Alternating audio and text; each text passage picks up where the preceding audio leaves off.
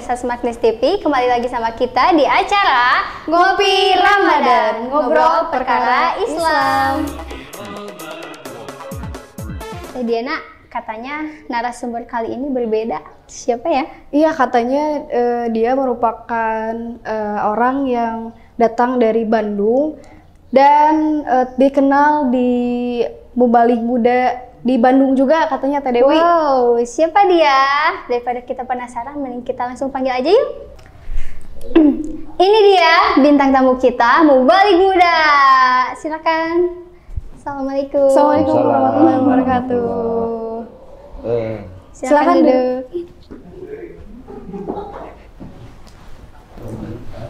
Gimana kabarnya? Alhamdulillah. Alhamdulillah. Berarti kita manggilnya apa nih? Bebas mau apa aja. Aang berarti. Boleh? Aang. Boleh. Tapi sebelum masuk ke acara, mending Ang perkenalan dulu deh. Karena ada peribahasa, Kang. Katanya, tak kenal maka tak sayang. Itu gimana? Dikira kalau tak kenal maka tanyakan gitu kan. Tak kenal maka kenalan gitu. Boleh deh. Assalamualaikum warahmatullahi wabarakatuh. Bismillah, alhamdulillah, wassalatu wassalamu ala man la nabiyya ba'dah wa ala alihi wa sahbihi wa mawala. Semoga dicurahlimpahkan ke baginda Nabi Muhammad SAW.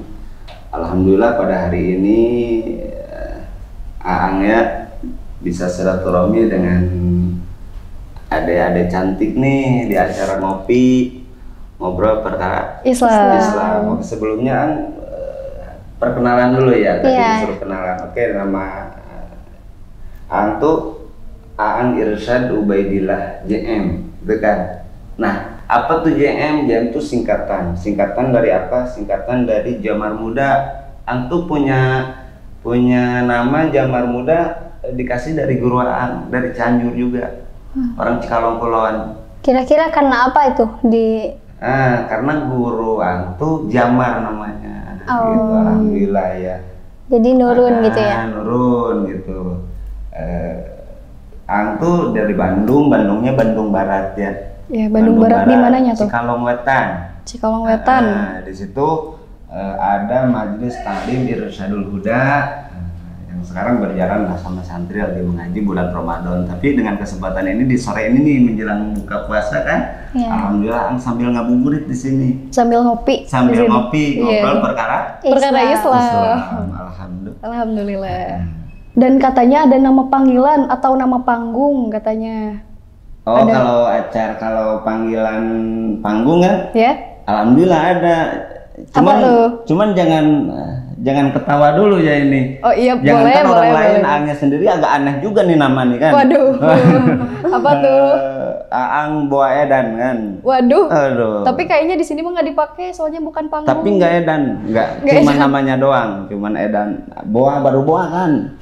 Iya, Boa tuh siapa tahu Edan gitu kan. Waduh. Jadi Boa tuh siapa tuh? Apanya? Boa itu siapa? Bukan si Edan itu. Bukan. Barangkali itu Boa tuh kalau disilakan bahasa tuh barangkali Edan gitu, kadang enggak gitu kan. Jadi Edannya belum apa enggak gitu? Belum. Dan enggak bakalan.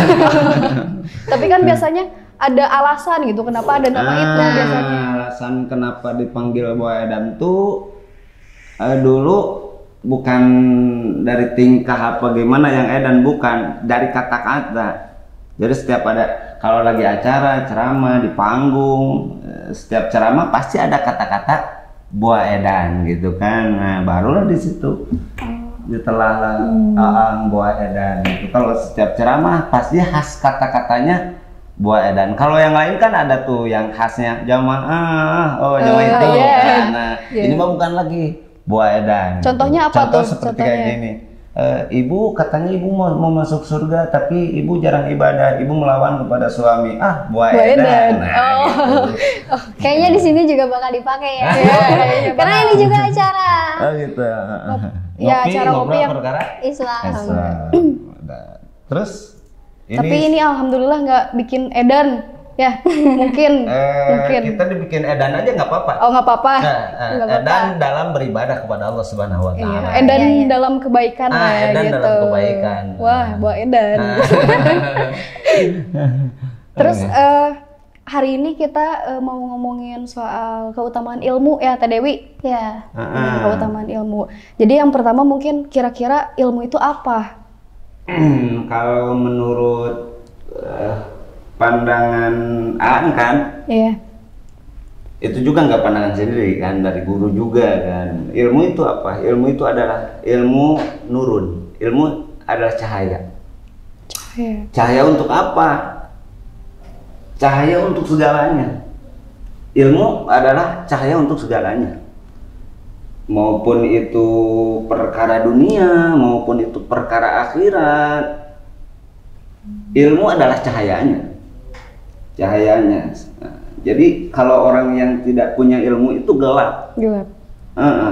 Tapi gelap. kadang-kadang ada orang yang suka kegelapan, nah gimana tuh? Nah, kegelapan dengan ilmunya sendiri kan. Iya. Waduh. Banyak orang seperti itu. Itu cahayanya bukan cahaya untuk menerangi kehidupan di dunia maupun di akhirat. Itu emang cahaya kan. Dia mempunyai ilmu, istilah gitu kan. Orang yang berilmu tapi kegelapan gitu kan. Iya. Itu, ada banyak yang seperti itu. Cahayanya itu cahaya kayak cahaya lilin kayak gitu.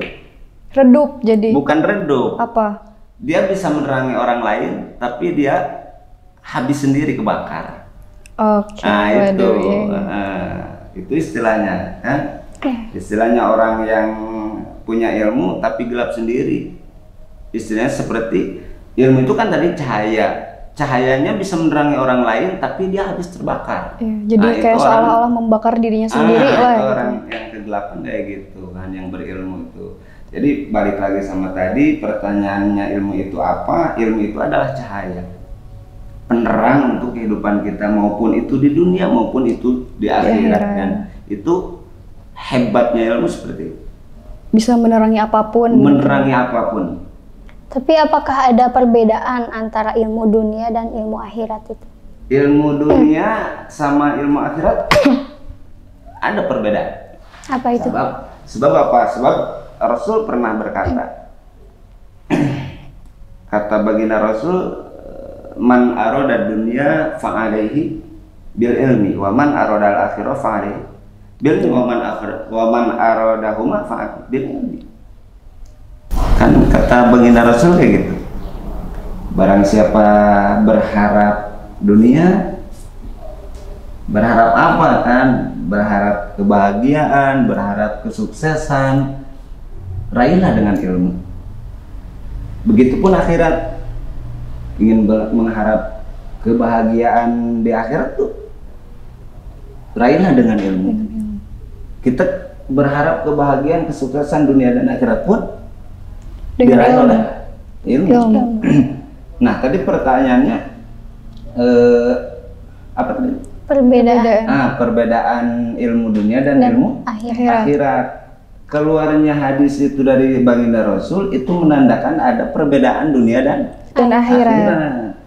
Nah, kalau ilmu akhirat cenderung ke agama, cenderung ke ibadah. Ilmu ibadah itu kan, ilmu ibadah kita kepada Allah Subhanahu wa taala cenderung ke situ. Kalau perkara ilmu akhirat. Kalau perkara dunia cenderung kita seperti apa gitu kan, maksudnya seperti apa tuh, ilmu dunia yang seperti apa, beda kan. Dunia khusus dunia aja, dunia. Bahkan baginda Rasul pernah berbicara, antum a'lamu bi umuri dunyakum, gitu kan. Itu urusan dunia, sok urus lah gitu, kalau pakai bahasa Sunda, sok urus ku aranjeun dunia gitu kan. Jadi ada ilmu dunia, ada ilmu akhirat tuh sangat berbeda. Kita hidup di dunia, urusan dunia gitu kan. Iya. Ngerti nggak? Ya, jadi tidak terlalu dan sebaiknya tidak terlalu terpaku ke satu ilmu dunia, ke ilmu akhirat juga gitu. Dua-duanya stabil lah. Gitu. Stabil. Jadi tapi ilmu dunia pun bisa menjadi modal akhirat. Nah gitu. Ilmu akhirat bisa jadi modal untuk ilmu dunia. Ilmu dunia maksudnya meraih dunia gitu. Nah, meraih dunia. Jadi isi satu ilmu dunia bisa meraih apa yang kita harapkan di akhirat di nanti. akhirat gitu. Begitupun sebaliknya, ilmu akhirat bisa meraih apa yang kita harapkan di dunia. Di dunia. Itulah. Jadi stabil. Nah, cuman yang jadi pertanyaan siapa namanya? Teh Dewi. Teh Dewi. Pertanyaan Teh Dewi itu ada perbedaan apa tidak antara ilmu akhirat dan ilmu dunia? Sebenarnya stabil, cuman caranya yang berbeda gitu kan.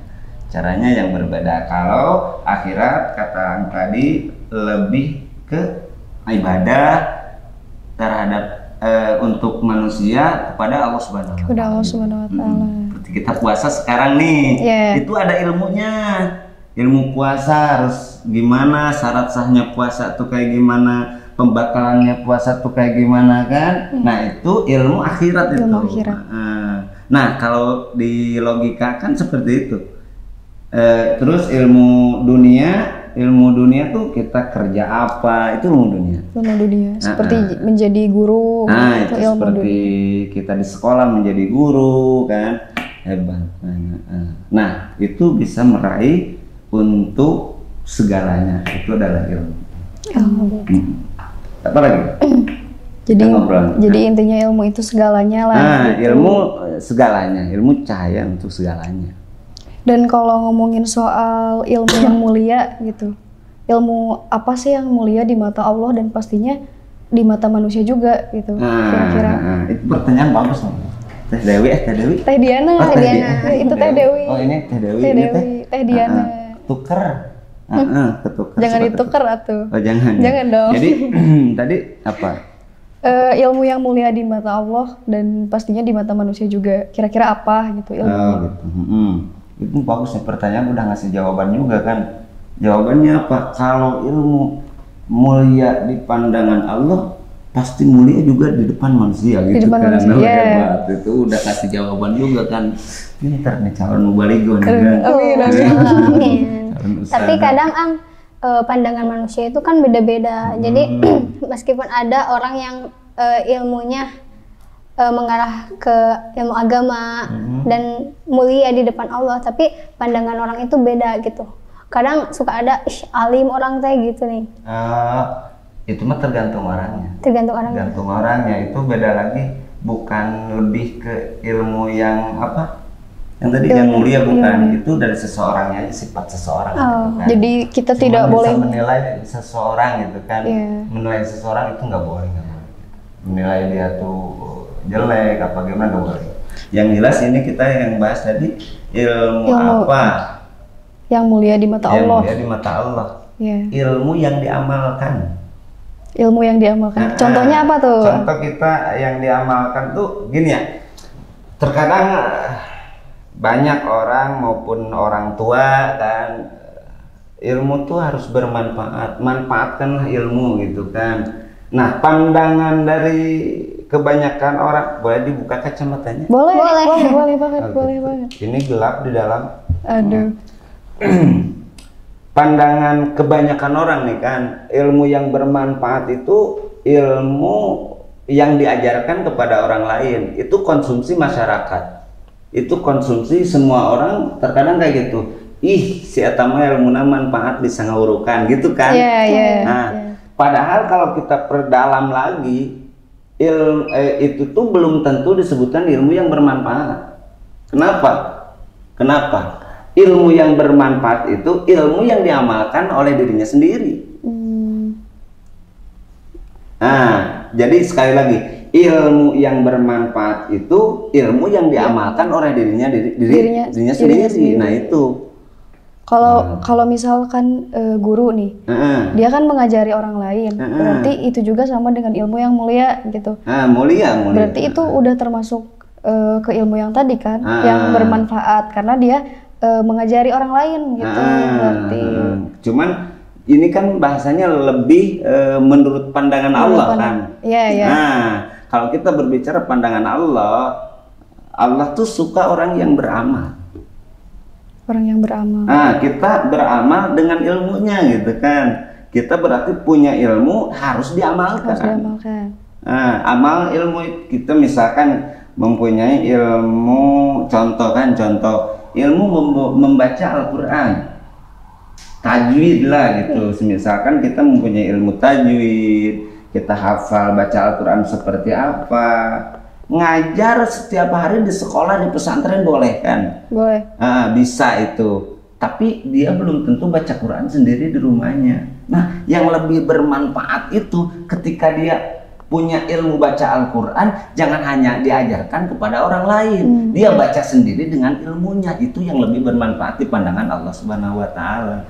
Gitu kan. Kalau di pandangan masyarakat gitu gimana? Kalau di pandangan masyarakat, ketika seseorang menjalankan ilmu, mempraktekkan ilmu, memakai ilmu dengan ingin dipandang Allah baik, mulia, itu orang yakin bakal mulia di depan manusia. Iya, jadi dia tahu artinya dan mengamalkannya gitu. Gitu. Jadi satu ilmu itu diamalkan sama dia sendiri dengan alasan, dengan harapan mulia di pandangan Allah. Itu udah yakin mulia di depan manusia. Tapi sebaliknya belum tentu kita mulia di pandangan manusia, belum tentu kita mulia di hadapan Allah Subhanahu wa Ta'ala. Kayak tadi kan kita punya seperti ada cahaya lilin kan, itu nyala terang untuk orang lain, tapi dianya kebakar sendiri. Membakar dirinya sendiri. Dia ngasih tahu pada orang lain kan baca Quran kayak gini, tapi dianya nggak baca Quran. Kalau kita punya ilmu, diamalkan untuk dengan hasil kemuliaan dari Allah, yakin di hadapan manusia dia bakal mulia. Gitu. Hebat kan? Iya. Itulah ilmu kan. Jadi sekali lagi ilmu yang bermanfaat itu adalah ilmu yang diamalkan oleh dirinya sendiri. Dia beramal pakai ilmu gitu kan, hebat. Dan dipraktekkan. Iya gitu. Bukan hanya untuk diucapkan doang gitu, hebat. Jadi tahu artinya, mengamalkan dan mempraktikkan gitu berarti. Jadi double, mulia di mata Allah dan mulia di mata manusia. Itu mah kalau menurut Ang tuh mulia di mata manusia itu bonus dari Allah. Bonus, iya merupakan bonus. Bonus dari Allah. Kayak jadi suatu hadiah lah gitu atas apa yang sudah kita jalani atau usahakan gitu mungkin. Pokoknya kalau tentang ilmu agama tuh, ilmu apa namanya tadi tuh, ilmu akhirat hanya tertuju kepada Allah. Itu pokoknya. Cuman kata tadi, ilmu akhirat bisa meraih tujuan kita di akhirat. Ilmu akhirat bisa meraih harapan kita di dunia. Dan tidak tersesat nanti di akhirat gitu. Nah, ilmu dunia pun bisa meraih harapan kita di akhirat. Itu tergantung kita yang menjalankan ilmunya. Lebih ke bermanfaat, apa itu manfaat? Kataan tadi manfaat, catat ya, garis besarnya manfaat itu ilmu yang diamalkan oleh kita dari sendiri. Itu yang lebih baik. Sebelum ke orang lain, kita amalkan diri sendiri. Itu manfaat namanya. Kayak sebelum mencintai orang lain, cintai dulu diri sendiri. Gitu. Kalau tentang percintaan, anak muda sekarang hebat sekali. Tapi cinta itu satu. Apa? Cinta ke Allah. Masya Allah. Kan harus mengisi hati kita dengan cahaya, gitu. Dengan cahaya Allah. Begitu kan mungkin gitu. Iya betul sekali. Bahkan Rasul pernah bersabda, Allahu wa rasuluhu ahabba ilaih. Allah dan Rasulnya harus lebih dicintai dari segalanya. Lebih dari dicintai dari perkara apapun gitu. Allah dan Rasulnya harus lebih dicintai dari perkara apapun. Jadi ketika contoh mencintai Allah dan Rasulnya berarti 1, 2 ya, dicintai sama Ang itu harus. Terus yang ketiganya apa mananya? Yang ketiganya ilmu. Yang ketiganya itu bebas lah itu. Balik lagi ke pemikiran masing-masing mungkin itu ya. Atau balik lagi ke perasaan masing-masing gitu. Yang penting Allah dan Rasulnya harus diutamakan. Terus apa lagi kita ilmu? Ya pokoknya seperti keutamaan ilmu gitu. Kita juga harus mencintai Allah dengan ilmu yang dapat juga dari Allah gitu. Mungkin gitu menurutnya Teh Dewi. Terus udah mau maghrib kan ini? Jam berapa ini? Wah, asik banget ya dari tadi ngobrolnya. Mungkin ini pertanyaan terakhir Pak sebelum kita menyiapkan buat berbuka puasa ya. Bagaimana sih kita sebagai anak muda ya mendapatkan ilmu yang bermanfaat? Bermanfaat ya. Tapi udah ngerti kan dengan apa yang manfaat itu? Iya. Mengamalkan lah gitu intinya. Jadi ilmu yang diamalkan lebih baik diamalkan dari sendiri itu yang manfaat. Terus selebihnya berkah itu. Selebihnya kita bisa ngajar pada orang lain itu berkah. Ya catatan. Nah, bagaimana caranya kita supaya mendapatkan ilmu yang bermanfaat? Banyak caranya. Jadi pertanyaannya bagaimana kita mendapatkan ilmu yang bermanfaat, bukan hanya ilmunya doang kan? Pertanyaannya ada tambahan. Kalau ada pertanyaan kayak ini, gimana caranya kita mendapatkan ilmu? Nah itu. Nah ini ilmu yang bermanfaat. Berarti lebih dari ilmu, lebih dari pengetahuan gitu. Nah, bagaimana kita mendapatkan ilmu yang lebih bermanfaat, gitu kan? Nah, dulu Aang waktu mau cerita sambil cerita gitu ya. Boleh. Ngobrol boleh. Dulu Aang waktu mondok di Caringin di sini, di pondok pesantren Ittihadul Huda.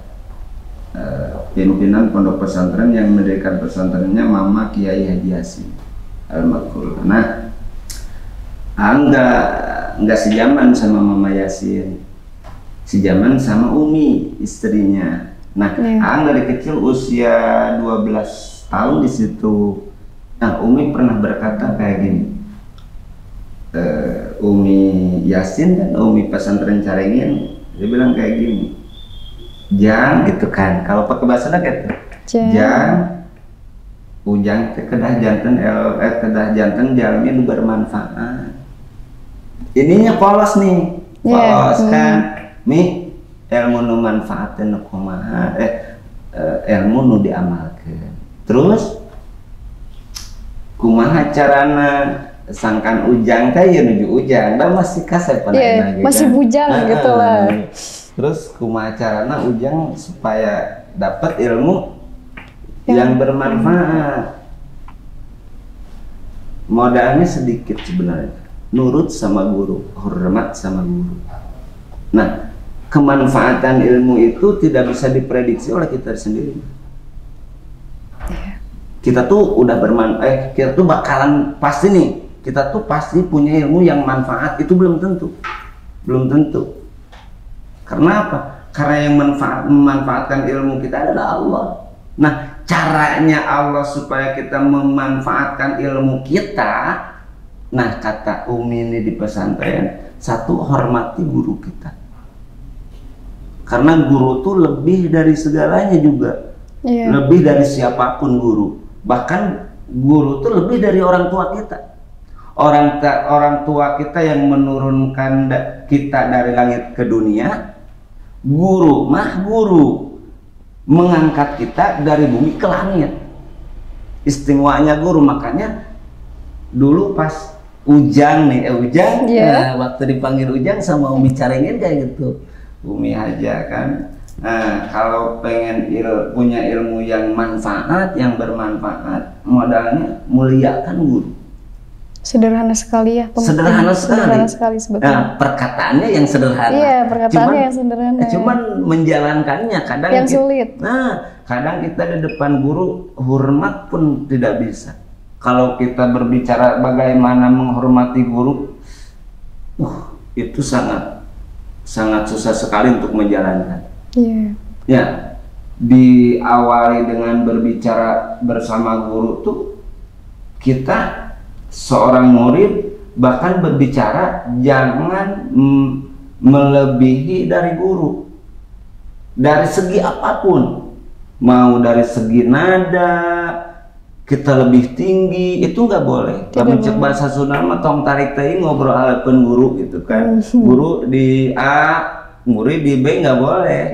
Gitu kan. Itu adabnya di depan guru, cara memuliakan guru seperti itu. jalan kita nggak boleh duluan dari guru, kita ngobrol nggak boleh kayak lebih tahu dari guru, nggak boleh. Bahkan iya guru Ang yang dicariin tuh bilang kayak gini, ketika kita berhadapan dengan guru, buang ilmu kita yang ada di otak kita, kosongkan dulu gelas kita dulu, lah iya. gitu.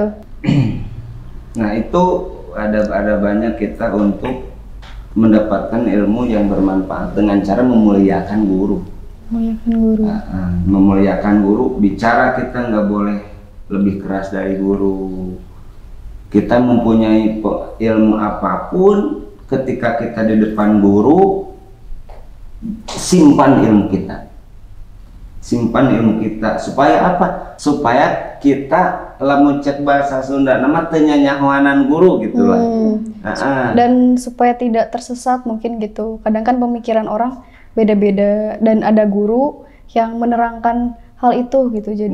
Jadi ketika ilmu kita disimpan, bukan sesat di mana, ilmu kita udah bagus. Ilmu kita udah bagus, ilmu agama kan mari mondok pesantren. Bukan sesat kayak gitu. Ini lebih ke memuliakan guru, lebih ke menghormati seorang guru, gitu kan. Sekali lagi ketika kita berhadapan dengan guru kita, simpan ilmu kita, jangan dibawa ke hadapan guru kita. Karena apa? Kata tadi itu ya, kalau cek bahasa Sunda nama nyanyahoanan guru, meskipun kita tahu ketika ada masalah apa di depan guru, diam saja tentang ilmu. Kosongkan otak kita, kosongkan hati kita dari ilmu yang udah ada di otak kita. Itu di depan guru. Tidak boleh ketika ada satu masalah, ngobrol ini, guru ngobrol ini, kita ikut campur tentang masalah itu adabnya nggak boleh. Kita itu caranya memuliakan guru, nggak boleh berbicara lebih dari guru. Itu. Terus yang kedua, memuliakan seorang guru itu dari segi berbicara kan. Dari pergerakan juga. Kalau kita jalan, ini guru harusnya kalau kita duluan nih, terus di belakang ada guru, kepinggirlah kita, bukan jongkok, nunduk kita. Selama guru kita melewati. Sebenarnya perasaan Ang juga belum pernah baca di kitabnya harus seperti itu. Belum menemu lah gitu kan, ketika ada guru kita harus diam gitu kan. Itu sebenarnya nggak ada, cuman cara kita untuk memuliakan seorang guru itu lebih baik. Dan budaya orang Sunda kan budaya gitu. Sunda Sunda gitu. Memang kayak gitu, budaya orang Jawa Barat emang seperti itu, hebatnya luar biasa. Itu nggak pernah nemu hadisnya harus apa dalilnya apa gitu, keterangannya mungkin Angga yang kurang ilmunya mungkin ya. Cuman ini warisan dari guru Ang.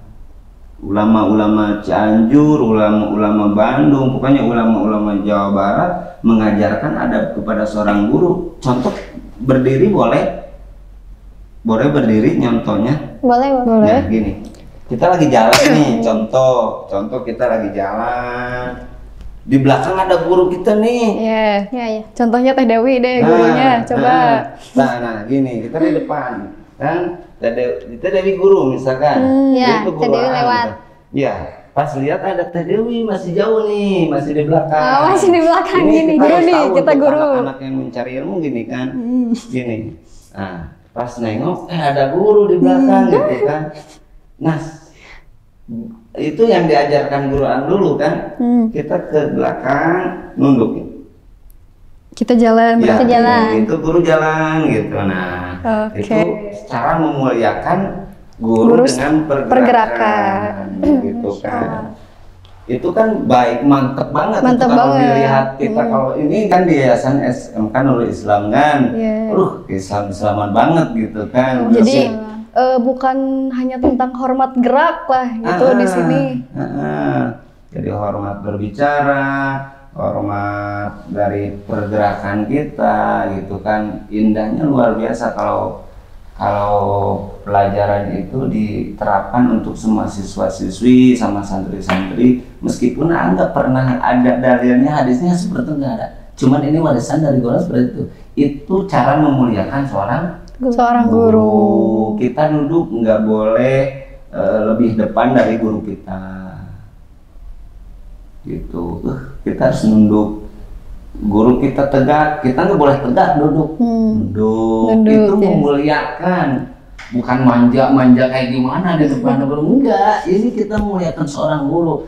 Karena apa? Karena kita ingin mempunyai ilmu yang bermanfaat, yang barokah lah gitu. Nah itu lebih ke berkah, lebih bermanfaat, lebih ke barokah lah itu. Nah itu hebat kan, barokah, jadatul khair bil khair. Nah itulah, kalau kita ingin mendapatkan ilmu yang bermanfaat, caranya guru Ang dulu membicarakan cuma satu, muliakan seorang guru. Muliakan seorang guru.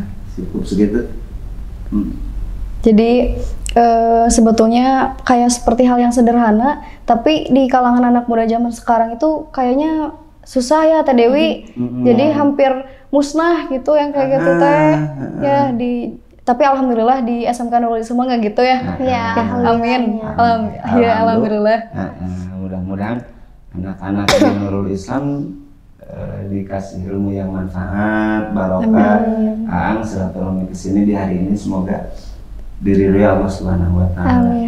Nah, cukup, ini udah sebentar lagi mau adzan nih. Iya Teh Dewi, gimana ini? Kita tutup aja berarti ya. Ya boleh. Tapi kira-kira besok kesini lagi nggak?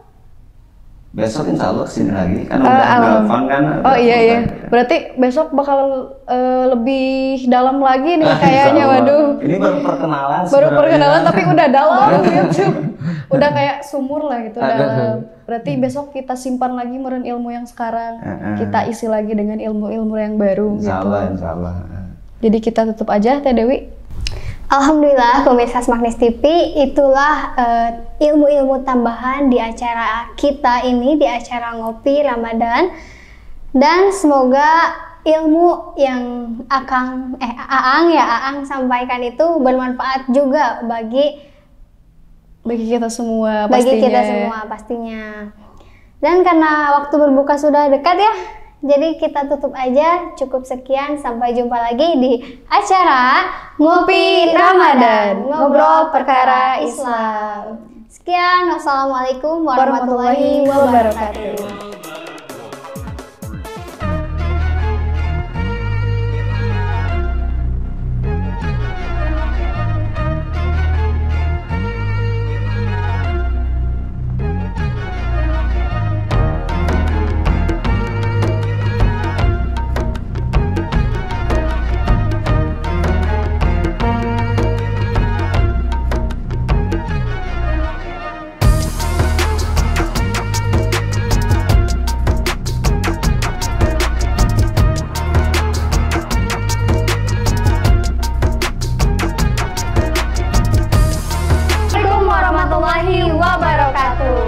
Dewi, kita kedatangan siapa nih? Ini tamu dari mana nih? Aduh, wajah-wajah alumni tahun berapa gitu ya? Apakah terlihat tua? Aduh. Oke kan, jadi kali ini ya buat kalian semua, kita akan mengadakan acara apa?